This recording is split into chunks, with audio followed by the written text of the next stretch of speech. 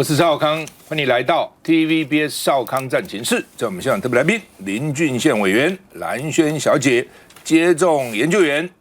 江启臣委员、王宏威副主委、李博宇议员。好，那么俄罗斯现在集中轰炸乌东，看起来从乌北、从基辅往乌东调，好，而且呢，现在是要采取之后长期碾压式的战争，要空袭乌克兰的这个燃料库啊。到底现在谁想要结束，谁不想结束？好像都各说各话了。看起来美国没有要结束，欧洲有些国家也不希望乌克兰去和谈，最好你不要结束。那俄国到底想不想结束？一说他拖不下去，但一说呢，又要长期碾压式战争，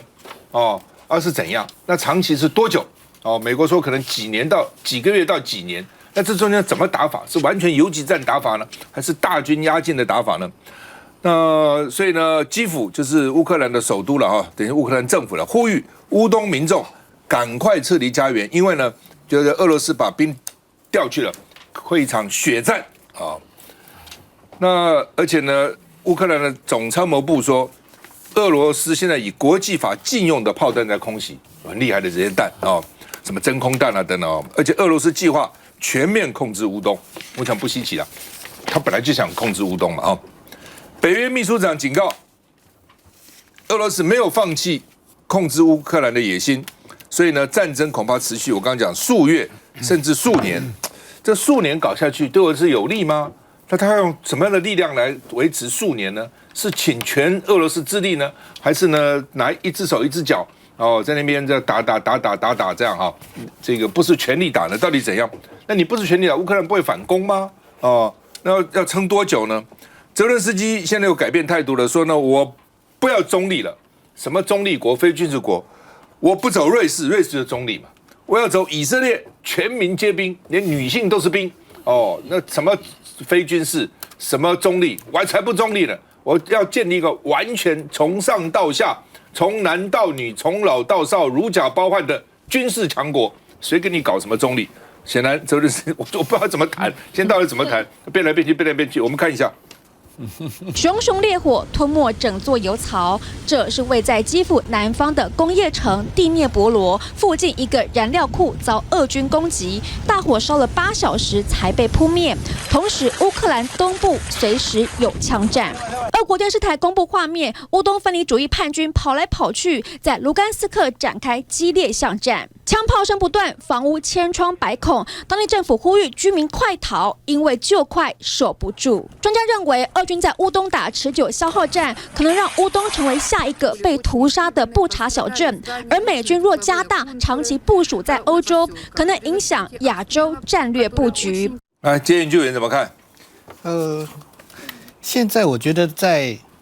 俄军在布查等地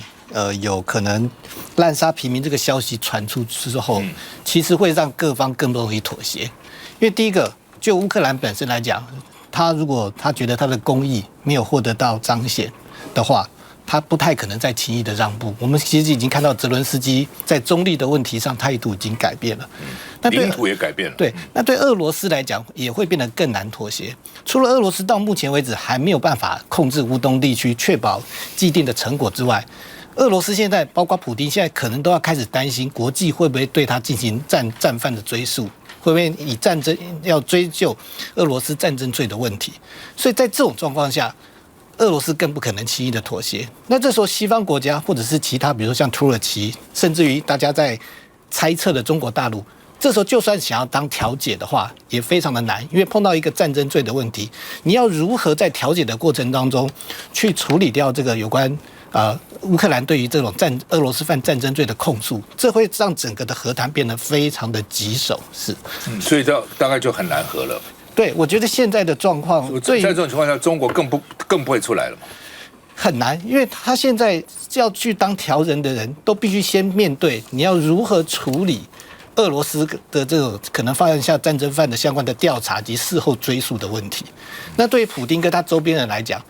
在这种状况之下，他如果没办法取得一个战果，然后呢尽量抬高他的谈判筹码的话，那他可能难逃被追诉，或者俄罗斯长期被制裁。那这样会搞多久呢？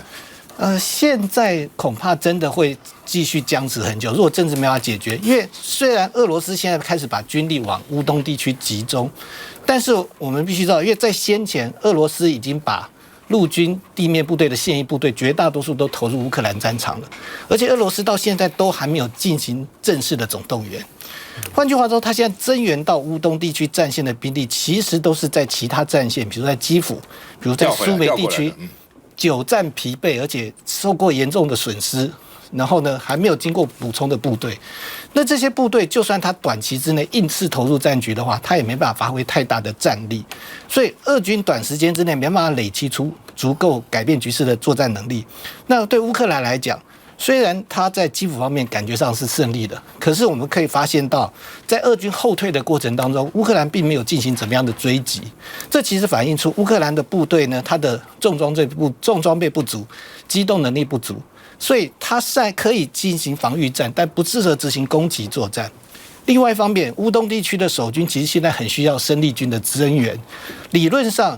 乌克兰现在可以从基辅等地抽调部队去增援，但是第一个，他先前在作战过程中装备蒙受不少的损失，然后加上俄罗斯这一阵子主要攻击乌克兰的燃料、弹药跟装备的储存地，所以我们现在很担心，在北约大量的物资的增援到达之前，乌克兰可能没有足够的物资或装备重新编组出一个生力军来支援乌东地区的部队，所以在双方都没有能力在战场上击败对方的状况之下，可能这个战斗就必须会继续僵持下去。就这样拖。那美国说要给乌克兰弹簧刀无人机，说已经到了，那会不会用呢？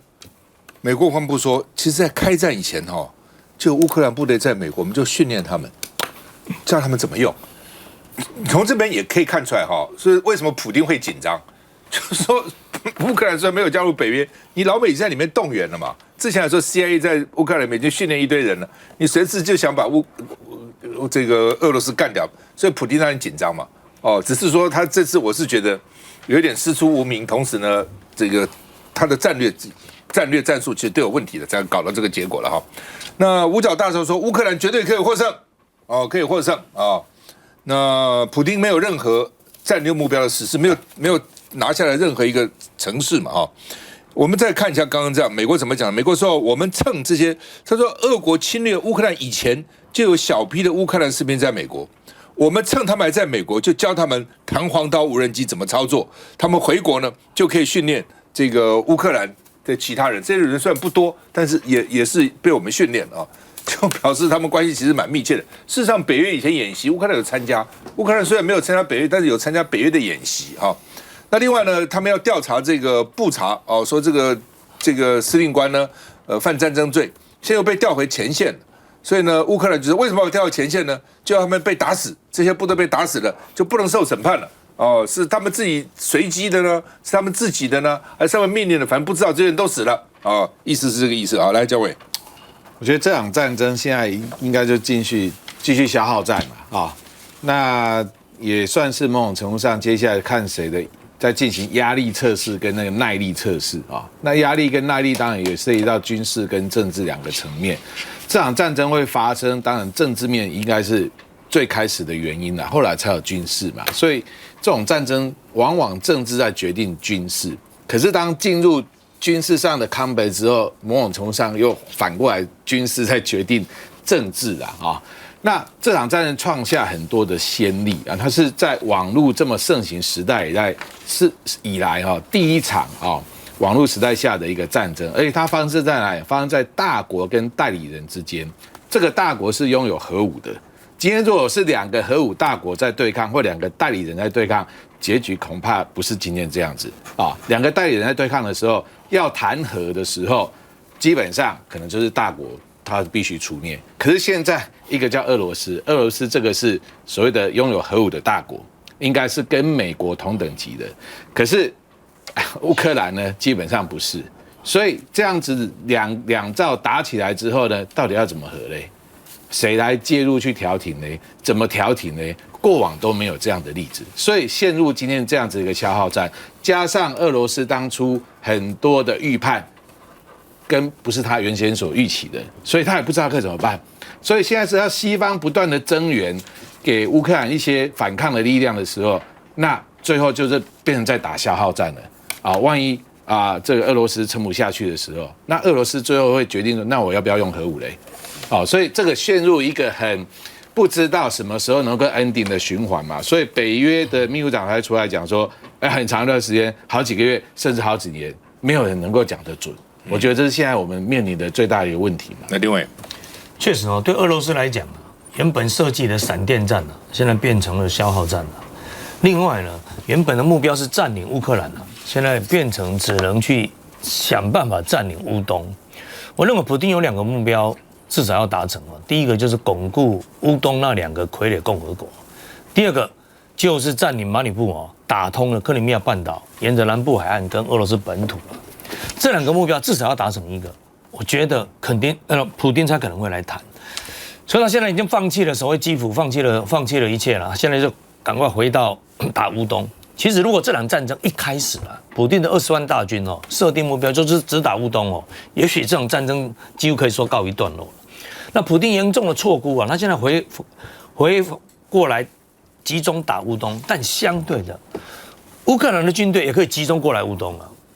那之前大家在讲说可能北约或美国希望两边一直打就持续的消耗俄罗斯就利用乌克兰，因为那时候呢，西方提供给乌克兰的都是一些防御性的武器，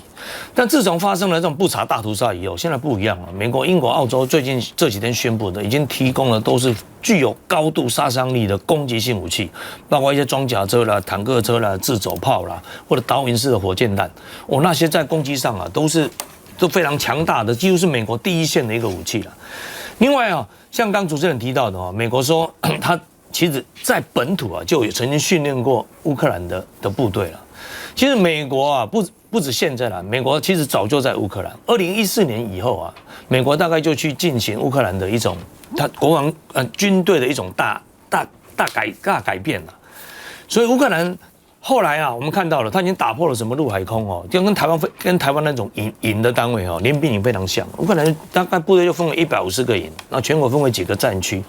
我认为这样的一个大变革，大概都是北约然后美国几乎他早就对乌克兰的三军做了一个很大的一个改变。那俄罗斯很麻烦，就是第一个，它补给线确实出现问题了。所以这场战争普丁要结束了，他大概第一个，除非他很大量的征兵刚我们研究员有提到了。比如你征兵到100万，但这样会产生一个问题，你就会影响到后方其实普丁还有很强大的支持的民意因为他那个大内宣也是很厉害很多俄罗斯人还是认为支持普丁的这场战争。但是当你大量征兵的时候，就会影响到这些人了，他们可能要上战场，或者他们的小孩子可能要被逼到前线，那个时候他会影响到他们的。还有，如果你有100万几乎大量征兵的话，你势必要有更大量的一个补给，他绝对要实施所谓的战时经济了。普丁一定要下令所谓的紧急命令那所谓战时经济就是国家去掌控一些生产元素了，那生产什么数量优先给军方使用，那政府要来介入，那这样的话也会影响到民众的生活。因为普丁如果不这么做的话，很明显他现在没有办法完全的击败乌克兰。那对普丁比较有利的是说，看他战争能不能拖到夏天因为夏天的话，第一个那地形地势就不一样。现在呢，俄罗斯的大批的所谓钢铁洪流那个坦克车，它没办法行动，是因为现在的地形非常泥泞我们可以看到，我们看到很多那个影片都看得出来那不适合装甲部队行动。也就是说，俄罗斯的王牌根本现在没有用，除非你可以拖到夏天。但是普丁有能力拖到夏天吗？所以如果这场战争再打下来，变成现在的这种所谓的消耗战的话，我认为对普丁是极为不利，因为他的部队士气现在非常的低落了。美国一直很怕中国去帮助俄罗斯了所以一直在警告中国，一直在警告中国。我们休息再回来。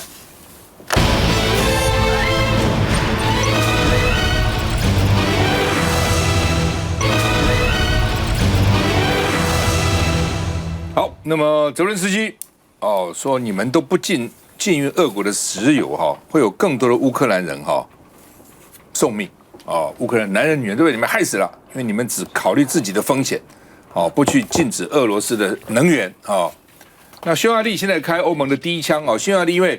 泽伦斯基也加入反对阵营，反对他嘛那结果他选举赢了所以呢他就说好，你终于你看看我的民意支持我，对不对？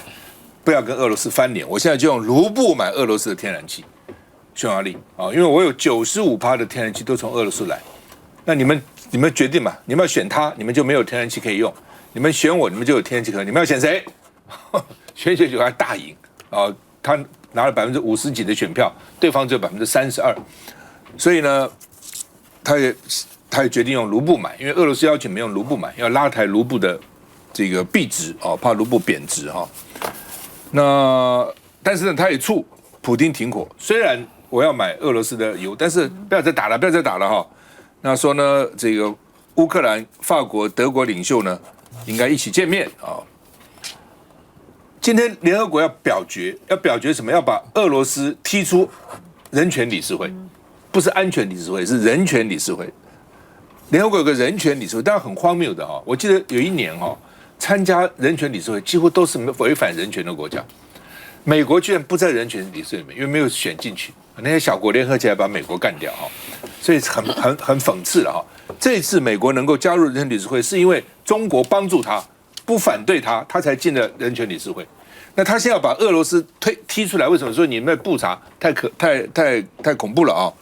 俄罗斯的威胁说你们不能投赞成，弃权都不能投，你们这些我的朋友不能投赞成，更不能投弃权。结果怎么样？大家很好奇哦，我也在观察，要2/3通过才通过，不是随便，不是简单多数就过了，要2/3赞成把俄罗斯踢出人权理事会。这样的国家哪讲什么人权呢？让滥杀无辜，踢出去，要2/3同意啊，到底会怎样？两边一直在角力嘛哈。如果超过一半可能比较容易，2/3可能有一定的难度了哈。那说拜登非常自私，真的吗？为什么呢？说他嘴巴喊要抵制俄罗斯石油哈，美国另外一手在狂买，我们只知道印度狂买，印度一下买了1000万桶，用35块每桶，美国也在买，每天买10万桶，怎么回事呢？就是说因为呢，这个美国是讲说你没有说马上要制裁啊，你是4月22号以前啊，你4月22号才生效啊，所以之前我当然买了啊，一直买啊，那。后来呢？这个美国这些大油公司，他们昨天在国会开听证会嘛，承诺说我们尽量跟俄罗斯能源切断关系。昨天呢，换句话说，昨天这些大油公司说我们尽量，表示还没有切断关系嘛，而且还没有到现在为止没有完全切断关系嘛。所以这个美国副国务卿说呢，老共如果犯台，国际会回应。你看国际现在怎么帮乌克兰，到时候可能一样啊，帮台湾啊。那美国的财政部长耶伦也说，中国如果侵略台湾，美国准备实施制裁。我们现在怎么制裁乌克兰？我们就这样制裁你中国，你不怕吗？你看这些情况不怕吗？不过耶伦昨天也讲，他说美国现在要给俄罗斯最重大的制裁，但是同时呢，也重重的伤害美国跟他的盟国，因为天然气跟煤对美国对全世界影响都非常大哈。你看已经连续两天的美国的股市重挫一方面当然是乌克兰的战事，一方面也是这个联准会鹰派抬头，说要加利息啊，等等。好，来我们看一下他们怎么警告中国。Am I to hear from you that you're open to all tools available in the event that China moves aggressively towards Taiwan? Absolutely. I believe we've shown that we can. In the case of Russia, we threatened significant consequences. We've imposed significant consequences. And I think that you should not doubt our ability and resolve to do the same in other situations. 洪伟，所以其实我觉得美国这一点，其实他们真的很虚伪，因为一直说要全世界都要制裁这个俄罗斯，可是其实美国从俄罗斯买的石油，2月份增加，3月份也增加。我刚看最那个新的是，过去1个礼拜成长了40%几，所以就是说，你一方面让人家不准买，你要制裁，可是另外一方面，你买的比谁都还要多。那大家都知道，就是说，在这一场的一个长期的消耗战里面，那经济一定会付出非常非常沉重的代价。所以对俄罗斯来说，他会做什么样的选择啦？其实俄罗斯现在非常明显，他的这个战术已经在改变了。哈，他现在从这个基辅撤军，然后现在要回到乌东地区。那当然，他原来的打算就是说，哎呀，我就是兵贵神速，赶赶快呢到了基辅，然后斩首行动成功了之后呢，就扶持他自己的傀儡政权，这是他一个最完美的一个计划。可是后来呢，会发现其实基辅真的非常非常难攻，所以他就开始一直退，现在要退到说在守这个乌东地区。过去俄罗斯曾经有一个10年的阿富汗战争。当时俄罗斯是非常强的，10年阿富汗战争就是这个长期的消耗战，消耗到最后，俄罗斯整个的国力大幅的衰退，阿富汗也从一个很富裕的地方变成到现在为止都是战争平韧，所以就说一场战争真正改变整个世界。所以今天俄罗斯到底他会选择，他要重蹈过去10年阿富汗战争给俄罗斯带来的，最后苏联政权都整个解体，因为你的政权你后来都非常疲弱嘛，你的政治也很弱，你的经济也很弱，还是会采取2008年他一个乔治亚战争，那个时候呢，他就是兵贵神速，他非常清楚，我今天就占领2个自治区，然后乔治亚你不准给我加入北约，他的目的全部都达成了。可是现在俄罗斯他能够达成什么样的目标？那现在比如说，第一个，你没有办法扶持你的傀儡政权；第二个，你可不可以让这个乌克兰最后中立，不加入北约？可是看起来泽伦斯基就是因为你现在撤兵啊，然后呢，他开始就说啊，我不要变中立了。所以你这些的战略目标到底能不能够达成？我觉得对俄罗斯来讲，其实现在看起来它的步调是乱的。而对于这些你的所谓的友好的国家，比如说大家非常重视的就是中国的态度。我认为中国到现在为止，他不可能选边站，尤其美国就是跟他挑明了干嘛？他为什么要跟着你欧美来选边站呢？但是问题是，你到现在俄罗斯现在这样的一个状况，如果说真的你这些友好国家，中国不谴责你，就是已经很给你面子了啦。你现在要让人家怎么样的来更明确的去协助你，因为你事实上，我觉得在这一次看到的，我认为经济的制裁对俄罗斯的经济制裁真的发挥了一个非常强大的效果。这个效果事实上是真的是看得见的，因为可能之前大家可能觉得说，哎呀，可能对俄罗斯没什么痛痒，现在不是哦，俄罗斯确实它出现了一些问题，所以我觉得到现在为止，俄罗斯它会不会继续的做长期的消耗战？失老兵疲啊，其实这个是非常非常痛苦，而且全世界也会付出相当的代价。那另外一方面，其实美国呢，美国采取的政策是什么？看起来嘛，它就是要继续的让你这个整个的俄罗斯在乌克兰继续的拖住，拖得越久，俄罗斯越疲弱。当俄罗斯越疲弱的时候，他去对付中国是越加的，他更有力的去对付中国。所以我觉得在这场战争里面，虽然大家都付出了一些经济上的代价，可是我觉得最大的获利者还是美国啊。尤其你看这个买油的状况，美国买的比别人都还要多呀。来，接研究员这美国一直在警告中国，是怎样？他真的觉得中国会这个时候打上？我觉得中国大陆现阶段不太可能说在台湾地区采取很强烈的一个军事行动。这边有几个理由，第一个最主要还是共军他自己的作战能力，他还没有办法达到武力犯台要速战速决的几个基本的条件、基本的门槛。第二个就是很多人在担心是说，会不会习近平20大为了巩固权力，为了要续任，所以故意在台湾海峡采取一些挑战的行为。那我个人认为说，其实习近平目前在中国大陆的权力是非常的巩固，特别是在对军权的掌握。现在基本上中共解放军里面的所有的将领，除了少数几个之外，都是习近平上来任命的。在习近平掌握军权的状况之下，其实中国大陆内部其实没有什么能够挑战他，要不要续任完全看习近平自己的决定。所以习近平坦白讲，没有必要在军事上没有把握的时候，在台湾海峡故意制造一个风险。那我们也必须注意到，美军目前在印太地区的战力并没有明显的减少。他虽然从本土抽调一些地面部队过去，但是在印太地区的海空军，特别是他的2个航舰战斗群，目前都还在原来的位置，一个在东北亚，一个在菲律宾海。所以在这种状况之下，我个人觉得中国大陆是不太可能对台湾采取一个武力犯台的行动，除非是说接下来台湾的两岸的政治情势出现急剧的变化。好不好？美国要军售给我们，同时他的这个众议院议长佩洛西要到台湾来访问，我们休息一下再回来。